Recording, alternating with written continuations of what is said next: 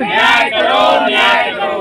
योगी सरकार, न्याय करो, न्याय करो। माननीय ऊर्जा मंत्री जी, न्याय करो, न्याय करो।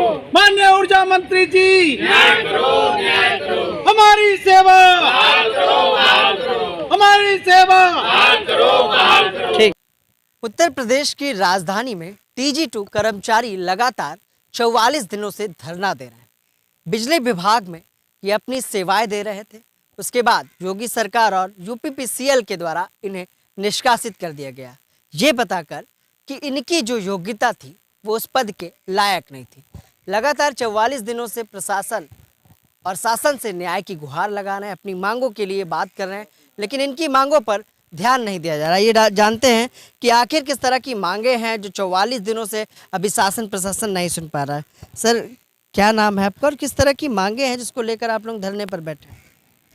मैं नेपाल सिंह गाजियाबाद से हूं और मैं आपके चैनल के माध्यम से बताना चाहूँगा कि 2014 में उत्तर प्रदेश पावर कॉरपोरेशन से 2211 पदों पर वैकेंसी रिक्तियां निकलती हैं और उसमें ये दिया गया था हाई स्कूल के साथ में ITI प्लस CCC हो या समकक्ष प्रमाण पत्र हो।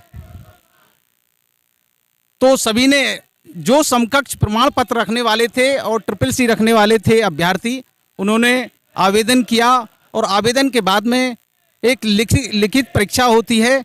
लिखित परीक्षा में जो हाई मेरिट सूची बनती है उसके आधार पर इंटरव्यू के लिए आमंत्रित किया जाता है और इंटरव्यू में जब इंटरव्यू होता है और इंटरव्यू के बाद में जो हाई मेरिट तैयार होती है 2015 में अगस्त 2015 को जो हाई मेरिट सूची में थे उनको नियुक्ति दे दी जाती है। क्या कहेंगे सर, पिछले 44 दिन हो गए हैं, सरकार पे कितना विश्वास बचा है? क्या लगता है आपकी मांगों पर किस तरह से विचार किया जाएगा?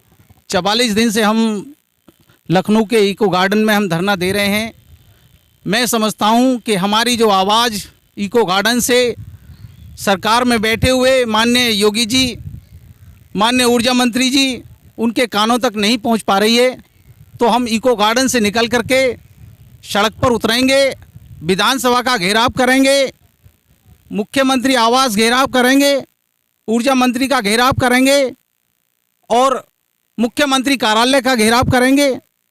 ये वहाँ से अपनी आवाज़ को उनके कानों तक पहुँचाने का प्रयास करेंगे। ये हमारी रणनीति है। यदि वो ऐसा ही समझते हैं, हमने आज तक उदारवादी नीति अपनाई है, हम शांति प्रिय तरीके से यहाँ पर 44 दिन से धरना दे रहे हैं। यदि सरकार ये ऐसे लोगों की आवाज़ नहीं सुनना चाहती है तो हम उग्र होना भी जानते हैं और उग्र होकर के ये बताएंगे कि हम क्या हैं क्या नहीं है। यदि सरकार उग्रवादियों की ही सरकार सुनना चाहती है तो हम उग्र होकर ही अपनी सरकार के समक्ष अपनी जो मांगे हैं उनके सामने पेश रखेंगे। तो ये वही TG2 कर्मचारी हैं जिन्हें ऊर्जा मंत्री ने कहा था कि ये समाजवादी पार्टी की गंदगी जिसको साफ किया जा रहा है। लगातार फिर भी उत्तर प्रदेश के मुख्यमंत्री पर भरोसा जताते हुए TG2 कर्मचारी प्रदर्शन कर रहे हैं। मैडम, क्या कहना चाहेंगी? आपको तो ऊर्जा मंत्री ने कहा सपा सरकार की गंदगी है। नहीं, वो ठीक है, वो जो भी कहे हों, मगर मुझे विश्वास है कि अगर हम लोग इस तरह से अपने संवैधानिक हक की लड़ाई लड़ के और हमारे पक्ष में जो ऑर्डर आया है उसको आधार मानते हुए हमें ज़रूर न्याय देंगे। और हमें आपके पक्ष में ऑर्डर किया? जी हाँ, वो सुप्रीम कोर्ट का ये आदेश था कि ये 3 साल सेवा किए हैं आपके विभाग में और ये प्रथम चयन सूची में थे, तो इसको कारक मानते हुए इन्हें विभाग में रिक्त पद है तो उनको समायोजित किया जाए। तो ये विश्वास है उन पर, ऊर्जा मंत्री जी पर, वो जरूर हमें विभाग में समायोजित करेंगे और हमारी मांग को मानेंगे।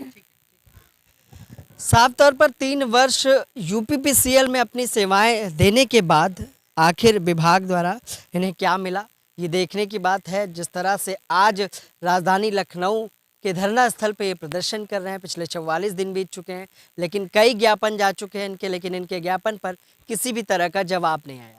अब देखने की बात ये होगी कि उग्र प्रदर्शन करने की जो बात यूपीपीसीएल से निष्कासित TG2 कर्मचारी कर रहे हैं, जो 603 लोग हैं, लगातार योगी सरकार पर विश्वास भी जता रहे हैं और आक्रोश भी दिखा रहे हैं कि आखिर किस तरह से 44 दिन बीत जाने के बाद भी और कोर्ट का जो आदेश था उसकी अवहेलना यूपीपीसीएल विभाग लगातार करता रहा है। लेकिन अब कंटेम्प्ट ऑफ कोर्ट या कोर्ट की जो प्रक्रिया है वो किस तरह की होगी और आखिर किस तरह की फटकार यूपीपीसीएल को लगेगी। सरकार का कोई भी प्रतिनिधि अभी तक इन लोगों की सुध नहीं लेने आया। आने वाला 22 का चुनाव है, देखने की बात है कि किस तरह से सुध इन कर्मचारियों की ली जाएगी। सहयोगी गिरजेश के साथ मैं विक्रम, लखनऊ से।